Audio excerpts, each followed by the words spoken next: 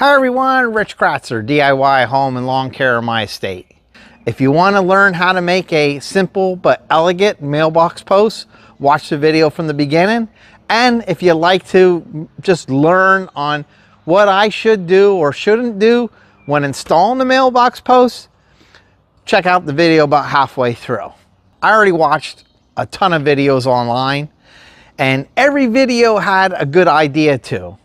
I wrote down those ideas. I'm throwing them in this video, so this is a video you want to watch. We're going to make this mailbox post with two common pressure treated 4x4s. These are ground contact 4x4s. That is important. And they're both 8 foot long. Now, you could do one 8 foot long. You could do another one 6 foot, because all you need the second one for is really for the brace. The first tip I want to give you is you want to try to find what they call a center core within your post. You see the core here? It's almost in the center of this beam. That's going to prevent this beam from wanting to warp. You can get one that's got a center core or a core closest to the center. It has less chance for warping. So that's the first good tip. And I think that's worth at least giving me a thumbs up. And if you can subscribe to support the channel, so much the better. Let's get into profiling this 4x4 and getting to work. First thing I'm going to do is I'm going to measure in 1.5 inches from the top. And I'm going to run a 45 so I get a nice little peak.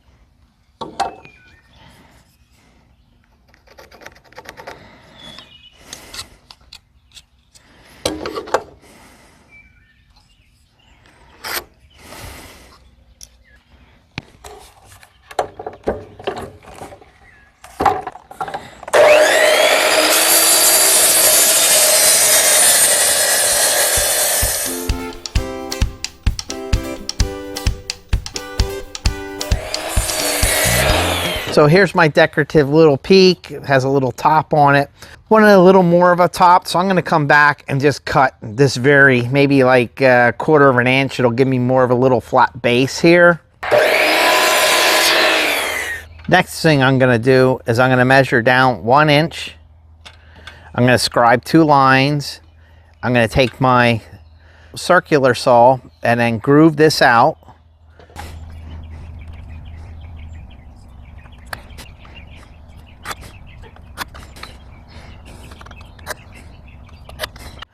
I have to set my depth, and I'm thinking I'm going to make it about 3/4 of an inch deep. And you can see I removed the battery off of this circular saw. If I look at the gauge here, it says it's going to 1 inch deep. I don't trust these gauges. So if I mark this at 3/4, it's almost at 3/4, so that tells me the gauge is incorrect.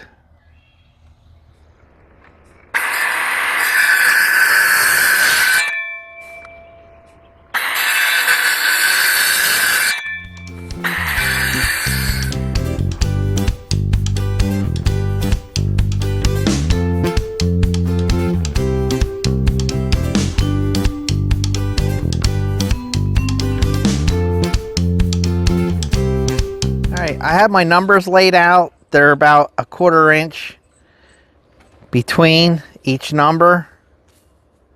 Just eyeing them up. I came down 1/2 inch from my decorative cut to start my numbers.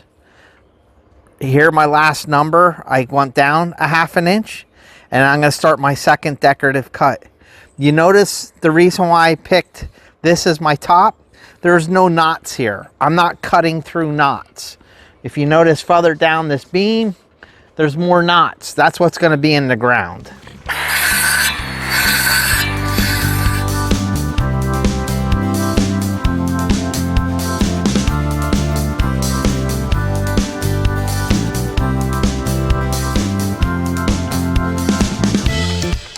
My cuts are complete. I just took a minute to mark my miter cut where I'm going to put the board on and the position of the mailbox. Let me show you this. The mailbox that I'm using is 9 inches. I measured 1 inch from the joint. This will be the top of the mailbox. It comes down to this point, which is 9 inches. The mailbox itself, total height is 9 inches, but the base, because you got to remember it's going to screw in on a board, from what I can see here, unless the dimensions are incorrect, is about 8. I came up 8 inches. From this line to this line would be 1 inch. That's where my board will sit out. And from this line to here is the 8. And then from the bottom of that board, I marked in 1 3/4 inches by 3.5 inches. And I also scribed a line down here. So what I'm going to do is use the circular saw and cut just like I did for this, but only take out this section.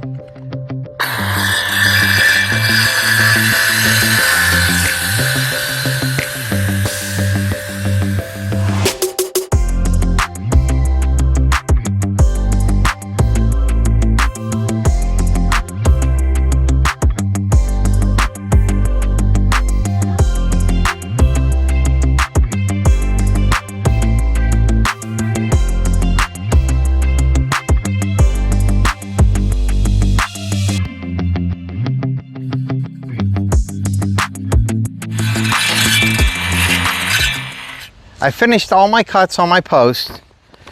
Now I'm going to go ahead and cut and fit the second piece, which is the actual piece that's going to hold the mailbox.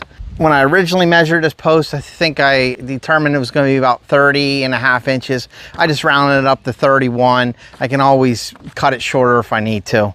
Let's go over to the chop saw and we'll cut that cross piece at 31 inches. So I have everything marked and ready to cut my cross piece. I just have it clamped down to hold it in place while I'm making my cut. If you also notice, there's no knots. The knots are up here. They're out of the way where I'm actually making this cut, which will make this cut a lot cleaner and nicer.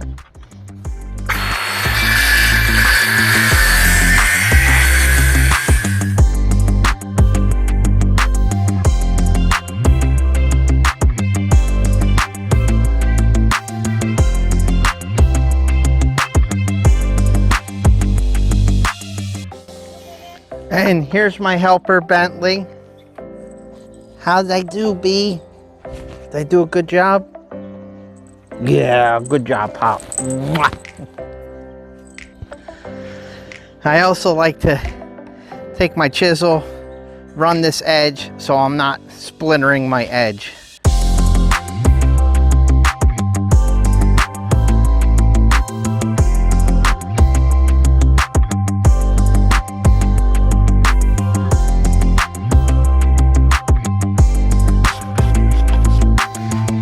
The moment of truth. Oh, it fits in there nice.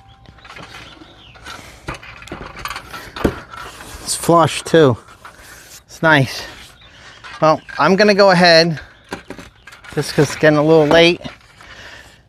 The same decorative top here, I'm gonna measure 1.5 inches back, cut these at 45s.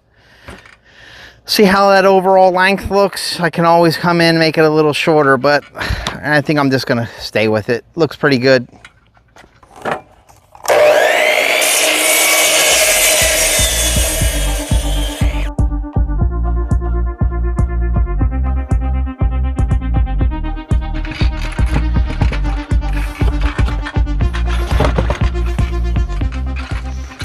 How's that look? That looks nice. I'm gonna 45 this front. The mailbox post is completed. I already went ahead and sanded the post and the bracket.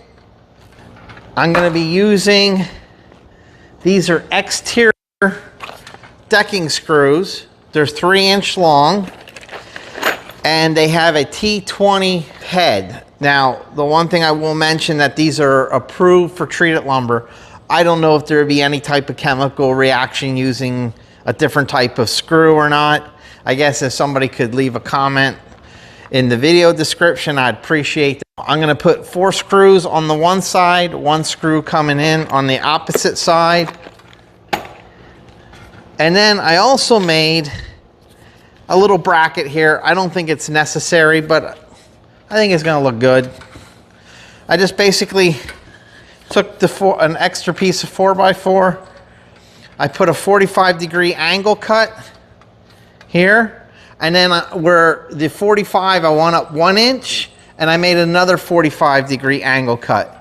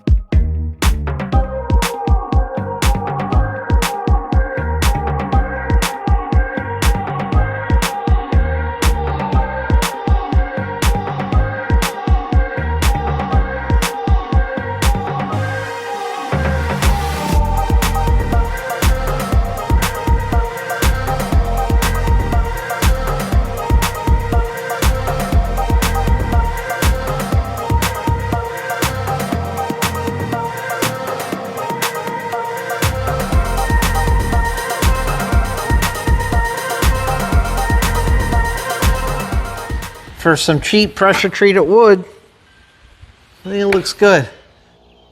As you can see, I got the mail post finally finished. Tell you 2 things in which I did do. I put this nice decorative cut just like I did on the top to match the back part. I also stained this. I didn't use any fancy stain. This is a stain that I use on the house. It's by Sickens. I had extra, so I might as well just use it. I mounted my house numbers on the side. As far as mounting the mailbox, do a pressure treated deck board. In my case, I'm gonna use the leftover bracket. If you don't have a bracket and you don't wanna buy a piece of pressure treated wood, you can go to a big box store for less than $5. They sell a plastic bracket that'll never rot. I wouldn't go ahead and use plywood. I see some guys using plywood. You know, when you drill in through the fibers of plywood, it's gonna spread. I don't care if it's pressure treated or not.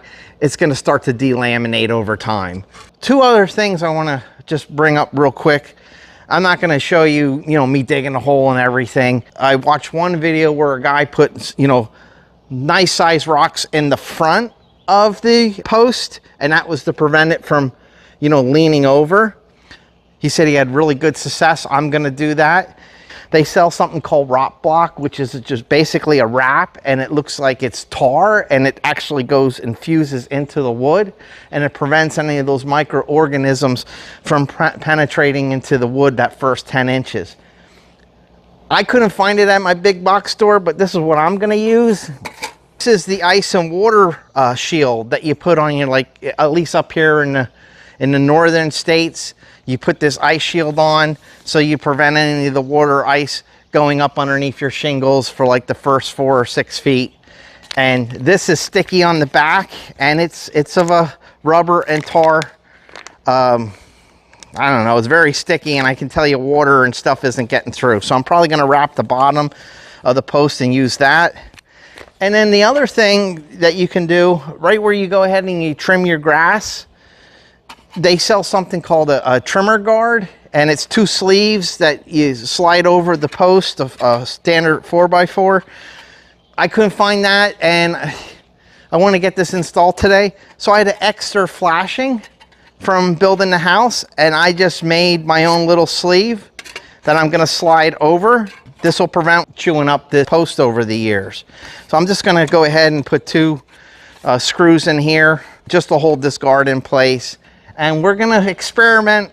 Should I put some concrete? I really don't wanna put concrete, because if I need to raise this again, I'm faced with the same dilemma I had last time.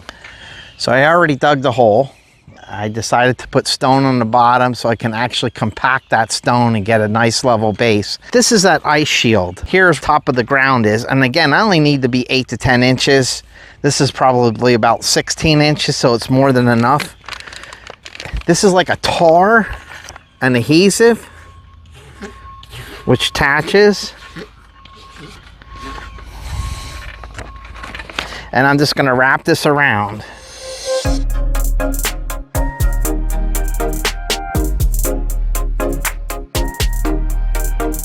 Nice. So to show you, I put stone in the front. Now I'm going to level it and put dirt. I took my flashing and I put it over the piece of ice shield that I had, and I tacked it in with 2 roofing nails, 1.5 inch. It came out really nice.